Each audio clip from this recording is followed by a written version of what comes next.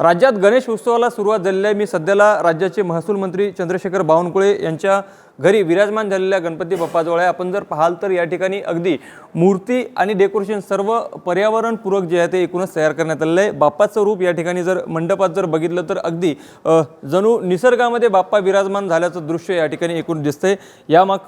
यामागे मोठी मेहनत जी आहे ते त्यांच्या कुटुंबातीलच महिला सदस्यांनी केलेली आहे। एकूणच चंद्रशेखर बावनकुळे यांच्या पत्नी असतील, त्यांची मुलगी असेल आणि त्यांची सून यांनी मिळून जे आहे ते एकत्रितरित्या हे भव्य आणि आकर्षक असं हे मनमोहक असं सजावटीचं मंडप या ठिकाणी तयार केलेलं आहे। एकूणच काय संकल्पना याच्या मागची आपण त्यांच्याचकडनं जाणून घेऊया। आपल्यासोबत चंद्रशेखर बावनकुळे यांचे सून आहेत। ताई, काय सांगाल, एक विशेष आगळं वेगळं संकल्पना थीम जी आहे ती तुम्ही यावेळेस तयार केलेली, काय यामागचं नेमकं उद्देश? आम्ही दरवर्षी काहीतरी वेगळं करण्याचा प्रयत्न करतो, तर ह्यावर्षी आम्ही ठरवलं की काहीतरी इको फ्रेंडली करूया।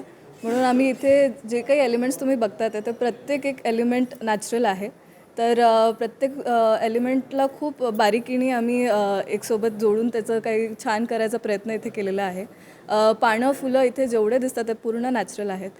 टोपल्यांपासून तर सगळं आम्ही प्रयत्न केला की जेवढं कमी प्लास्टिक वापरता येईल तेवढं कमी प्लास्टिक आम्ही वापरलेलं आहे। नक्कीच, मात्र कोणकोणत्या ह्याच्यामध्ये वनस्पतीचा वापर एकूणच केला? हे जे वरचे गवत जे दिसत आहेत ते गव्हाचे आहेत आणि हे बाकी आपले प्लांट्स जे आहेत त्यांचेच पानं आहेत। हे एकदम छोटे छोटे पानं आहेत जे एक एक त्याची जोडून चटई आम्ही इथे बनवलेली आहेत। आणि टोपलीमध्ये पण एक वेगळ्या प्रकारचे पानं आम्ही यूज केलेले आहेत। नक्कीच, बावनकुळे साहेबांच्या पत्नी आपल्याच होत आहे। तर काय सांगाल, दरवर्षीच गणपती बाप्पा बसतं, यावेळेस वेगळी थीम आहे। कुटुंबातील बालगोपाल मंडळीमध्ये देखील मोठा आनंदाचं उत्साहाचं वातावरण पाहिलं। नक्कीच, सर्वांना गणेश उत्सवाच्या शुभेच्छा।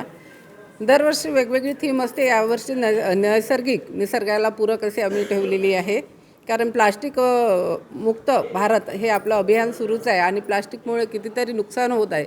म्हणून एक आपल्या घरातूनच सुरुवात करावी आणि आपल्या बाप्पांना एक हिरवळीत छान नैसर्गिक निसर्गाच्या सानिध्यात ठेवावं असं आमच्या मनात कल्पना आली। आणि मला या दोन आहेत मुलगी आणि सुनबाई, तिघींनी मिळून आम्ही छान ही कल्पना साकारली आणि त्यात आमच्या गणपती बाप्पांना हिरवळीमध्ये विराजमान केलं।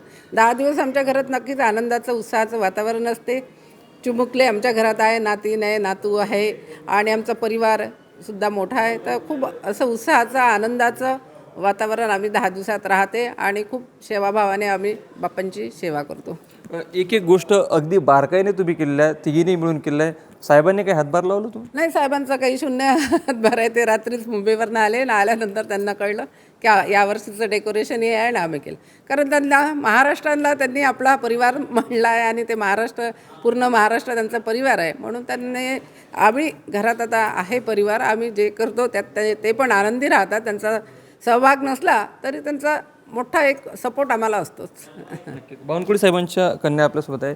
ताई, काय सांगाल, अगदी पूर्ण नैसर्गिक जे आहे ते देखावा यावेळेस आहे, तर यामध्ये आतून पुढील काही दिवसामध्ये कशा पद्धतीने बदल केला जाणार आहे? हो, आता आम्ही जितकं नॅचरलीच जे काही वापर करू शकतो ते आम्ही करू। फुलं बदलवू, झाडं तर मला वाटते ते ताजी राहतीलच, हिरवी पानं ताजी राहतीलच आणि जितके काही आम्ही बदल करू शकतो थोडेफार जे केले पाहिजेत तेच आम्ही करू। पण आम्ही आमच्या बाप्पांना जितकं नैसर्गिक आणि नॅचरल प्रकारे ठेवता येईल तेवढं आम्ही ठेवण्याचा प्रयत्न करू।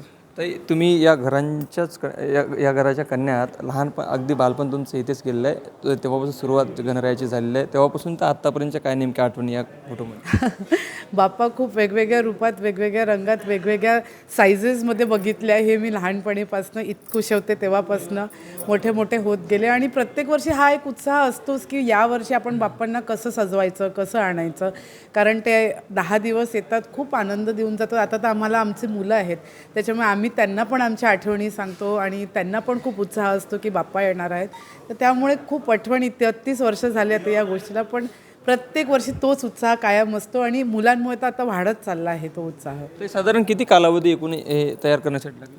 आम्ही महिनाभर आधी तर ठरवतोच की काय करायचं आहे म्हणून, आणि त्यात मग वेगवेगळं काय करता येईल, नवीन नवीन काय करता येईल हे करत करत आम्ही 4-5 दिवस इथे उभारण्यात वेळ जातोच आणि मूर्ती आणि हे सगळं तर आम्ही महिनाभरापूर्वीच करतो।